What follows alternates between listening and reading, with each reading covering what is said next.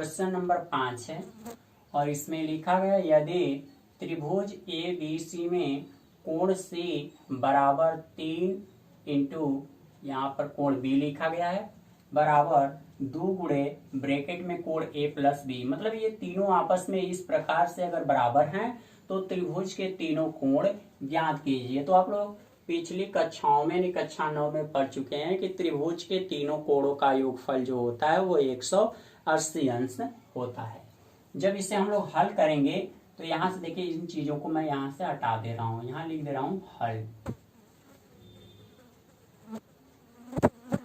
और देखिए ये सभी चीजें एक दूसरे के बराबर हैं।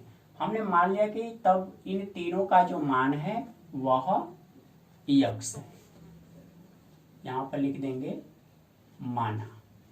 क्योंकि ये तीनों जब बराबर हैं तो तीनों का मान कोई एक ऐसा मान होगा जो कि आपस में एक जैसा होगा, तभी तो ये तीनों बराबर हैं, इसलिए हमने ऐसा किया है। तो लिख सकते हैं तब कोण सी, तो कोण सी का भी मान कितना होगा यक्स।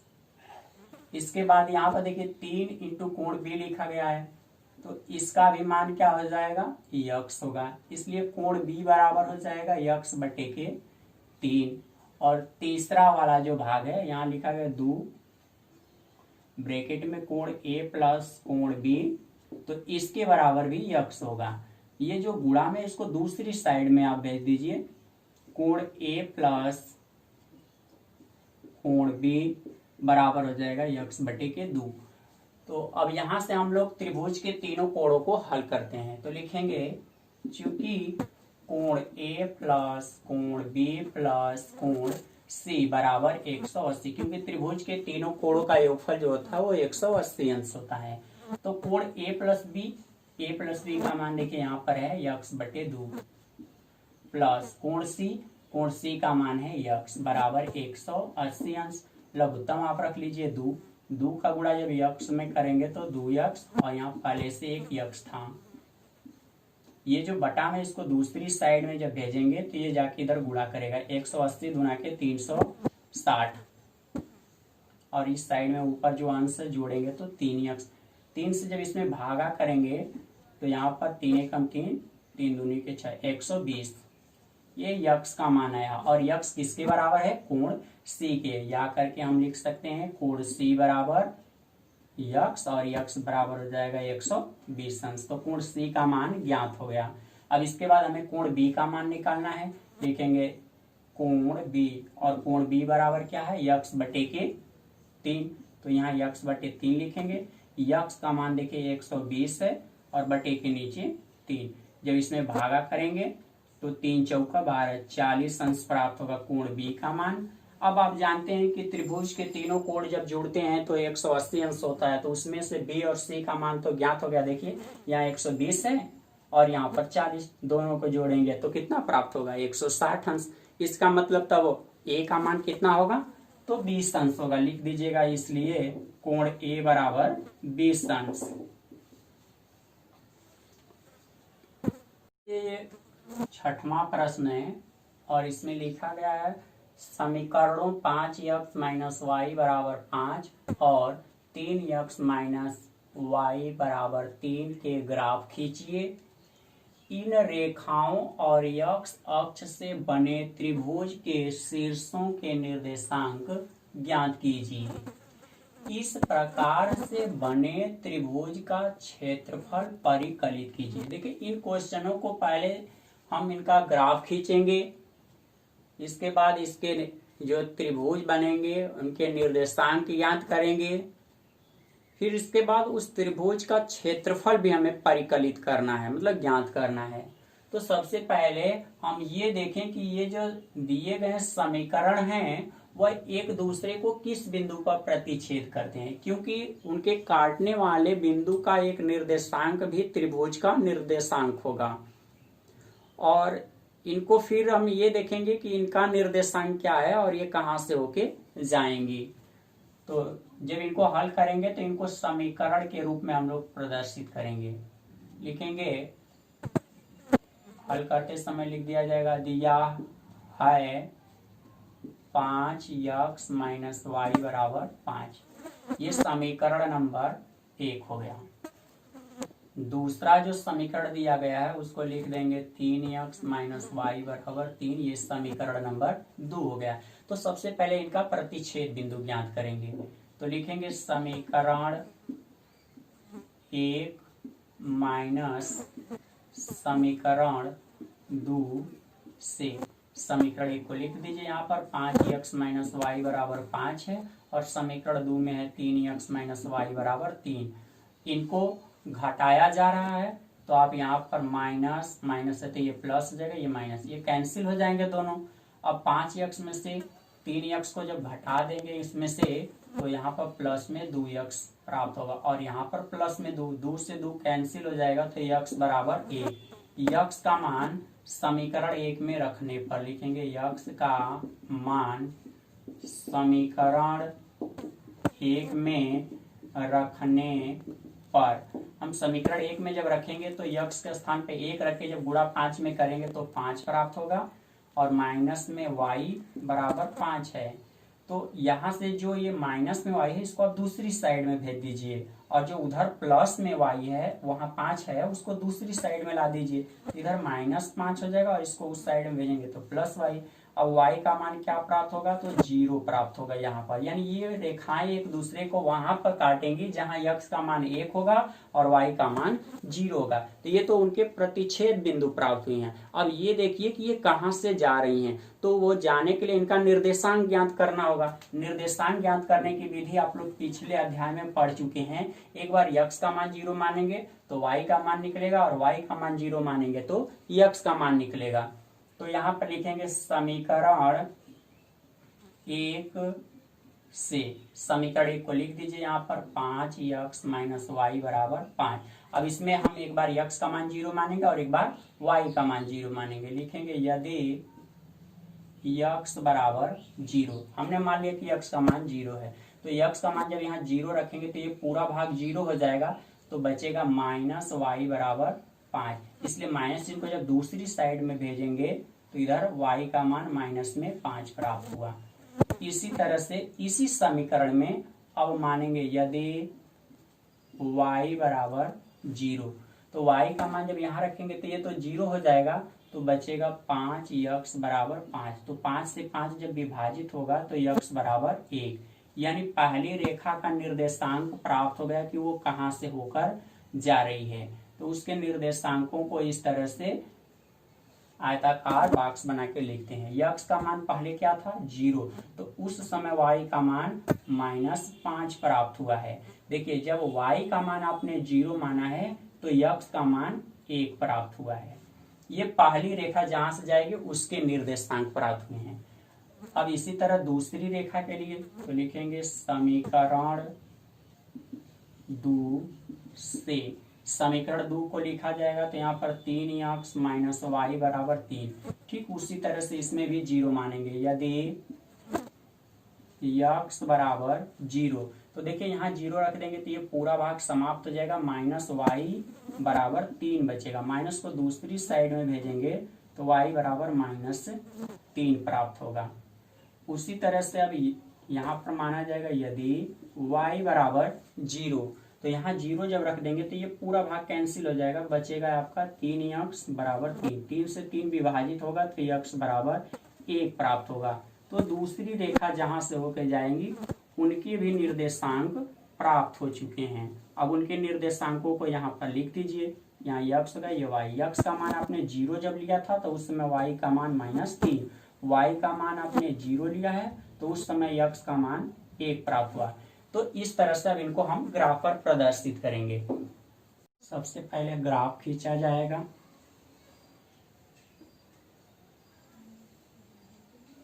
ये x अक्ष होगा, ऊपर की तरफ y अक्ष, बाएं साइड में x डैश, और नीचे की तरफ जो होता है y डैश होता है। जहां पर दोनों ये रेखाएं काटती हैं एक दूसरे को, वो मूल बिंदु होता है जिसको आप 0, कहते हैं।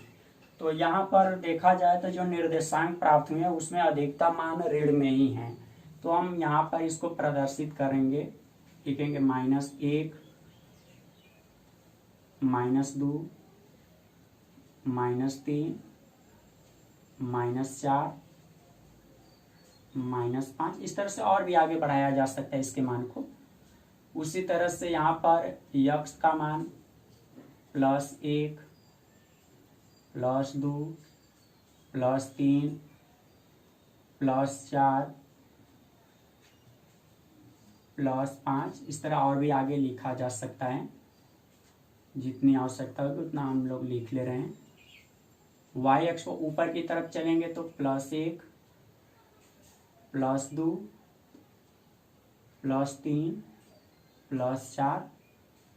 यक्स का मान बाएं साइड में ऋणात्मक होता है, यहाँ पर -1 -2 -3 -4, इस तरह से और भी आगे लिख सकते हैं। यहाँ -5, हम इतना ही रहने दे रहे हैं। देखिए पहली रेखा जो जा रही है उसका निर्देशांक क्या है, यक्स का मान 1 होना चाहिए। तो देखिए यहाँ पर यक्स का मान 1 हो गया। वाई का मान उस समय क्या होना चाहिए, -5, तो देखिए ये -5 है। अब स्केल लगा के इसे आप सीधा मिला दीजिएगा।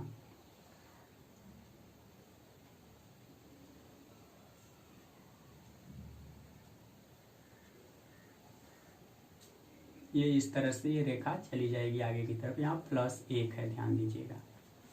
दूसरी रेखा जो है y का मान -3 और यक्स का मान 1, तो यक्स का मान तो वही रहेगा, परंतु y का मान जो है वो -3 है।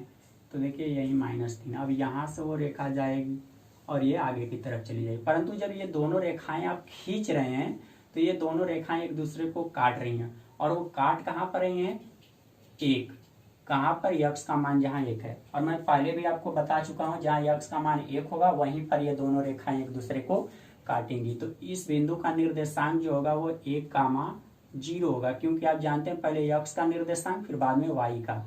यहाँ पर देखिए यक्स का मान 0 होगा, इसलिए 0, -5 हो जाएगा। और यहाँ का निर्देशांक जब लिखेंगे तो इसको कहेंगे 0, -3। तो देखिए इसको मैं छायांकित कर दे रहा हूँ। यही वो त्रिभुज है जो कि यक्स अक्ष के द्वारा घिरा है। अब इसका क्षेत्रफल हमें ज्ञात करना है। तो क्षेत्रफल ज्ञात करने के लिए आपको फार्मूला याद होगा, त्रिभुज का क्षेत्रफल। अब इसमें इसका मान रखा जाएगा। तो यक्स1 का मान 1 है, y2, और y2 का मान यहाँ पर -5, बीच में -3 है। y3, तो y3 का मान देखिए यहाँ पर -3 है, और यहाँ पर भी माइनस रखेंगे तो प्लस। इसके बाद यक्स2, तो यक्स2 का मान देखिए यहाँ पर 0। अब देखिए यहाँ जब यक्स2 का मान 0 रखेंगे तो ये पूरा भाग 0 हो जाएगा। इसके बाद यक्स3, तो देखिए यक्स3 का भी मान यहाँ पर 0 है। 0 जब रख के पूरे ब्रैकेट में गुणा करेंगे तो 0 हो जाएगा। अब यहाँ 1/2, इसको जब हल करेंगे तो -2 प्राप्त होगा। अब 2 से 2 कैंसिल हो जाएगा, -1। और आप जानते हैं कि क्षेत्रफल ऋणात्मक नहीं होता है, तो यहाँ पर लिखा जाएगा 1 वर्ग इकाई। यही आंसर है। ये क्वेश्चन नंबर 7 है।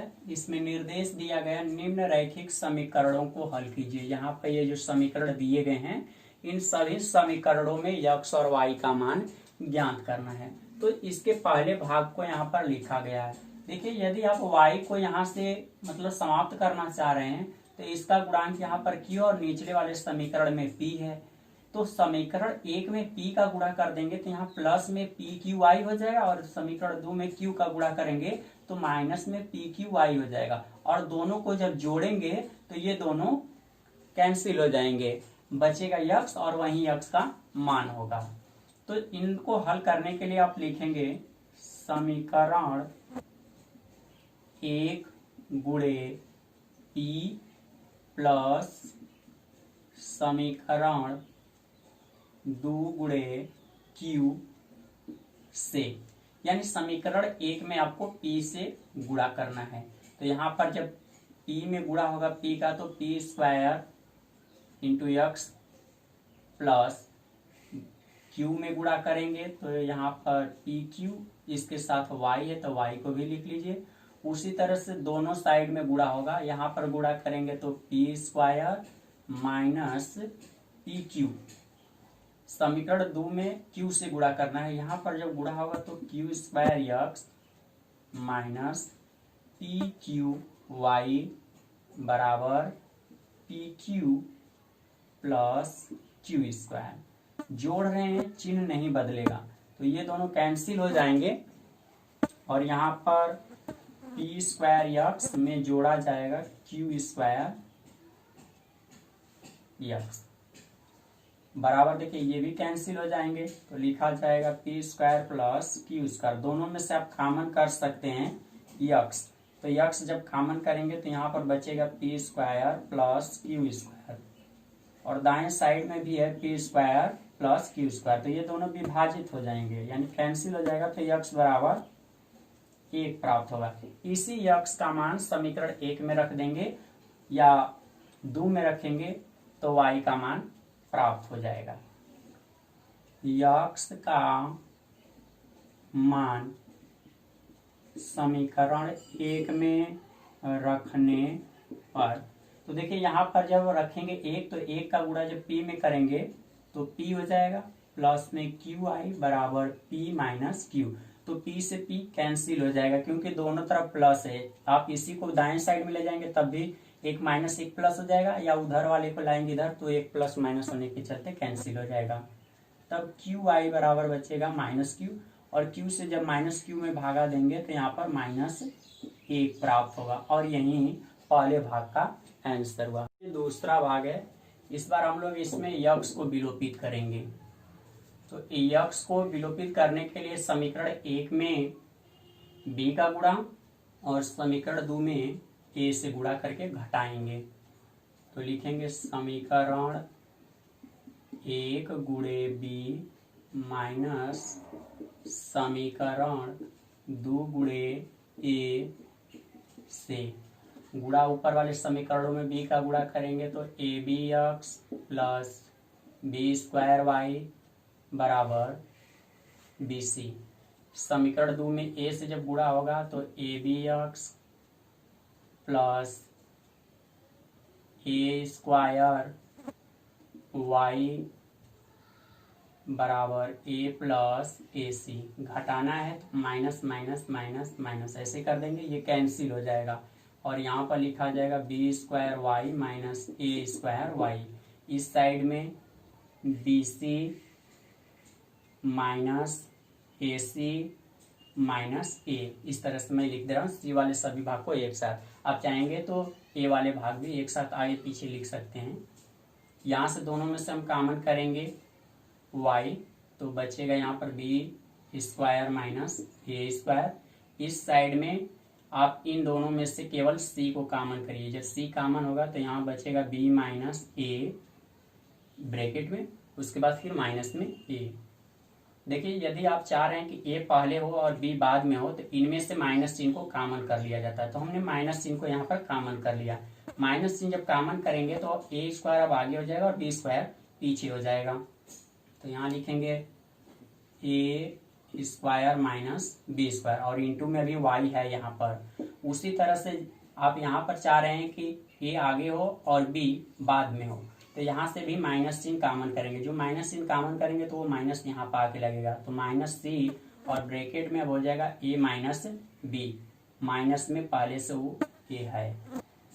इस साइड को इसी तरह से अभी रहने दीजिए, a square minus b square bracket में है।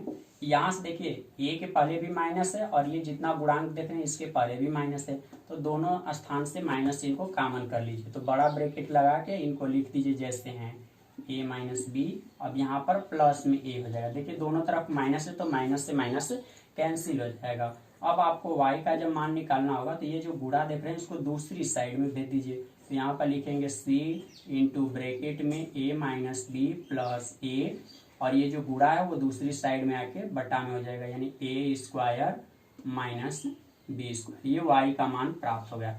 अब इसी y का मान समीकरण 1 या 2 में रख देंगे तो x का मान ज्ञात हो जाएगा।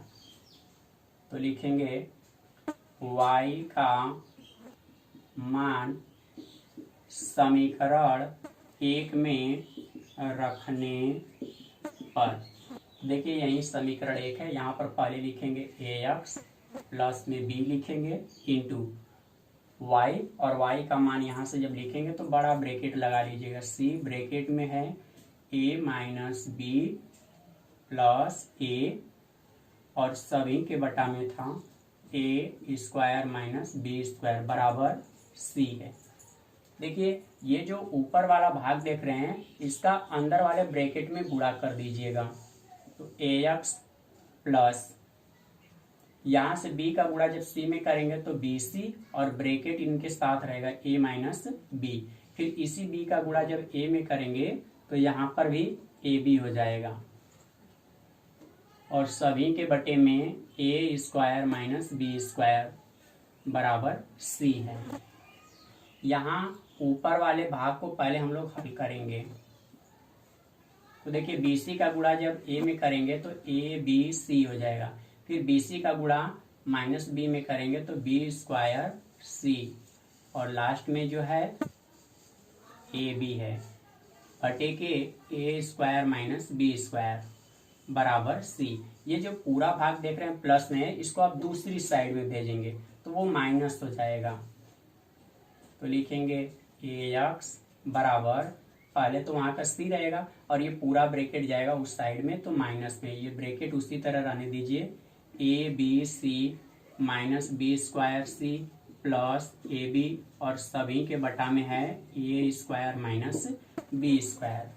अब इनको और न्यूनतम रूप में हल किया जाएगा, तो पहले तो लघुत्तम आप रखेंगे a square minus b square का, और इसका गुणा c में जब होगा तो लिखेंगे a square c minus b square c. Bracket को जैसे ही हल करेंगे अंदर का सभी चिन्ह बदल जाएगा, तो माइनस में a बी सी होगा, माइनस माइनस प्लस हो जाएगा बी स्क्वायर सी, और माइनस का गुणा जब ए बी में होगा तो माइनस ए बी। देखिए बी स्क्वायर सी प्लस में है और यहाँ पर माइनस में, तो ये भाग कैंसिल हो जाएंगे। बाकी के जितने भाग बच रहे हैं उनको हम लोग लिखेंगे, तो देखिए इस साइड में पहले ax है, ax को लिख लीजिए। इसके बाद आपका बच रहा है उस साइड में a square c minus a b c minus a b, और सभी के बटा में है a square minus b square. ऊपर देखिए सभी जगह ए है, आप ए को कॉमन करिए, तो ए जब कॉमन होगा तो यहाँ पर बचेगा ए सी माइनस बी सी और माइनस में बी, सभी के बटे में ए स्क्वायर माइनस बी स्क्वायर। तो देखिए ए से ए भी कैंसिल हो गया। अब आगे वाला ये जो दोनों भाग देख रहे हैं जिसमें सी गुणांक है, इसमें से आप कॉमन कर लीजिए, तो हम सी को जब कॉमन करेंगे तो यहाँ पर बचेगा ए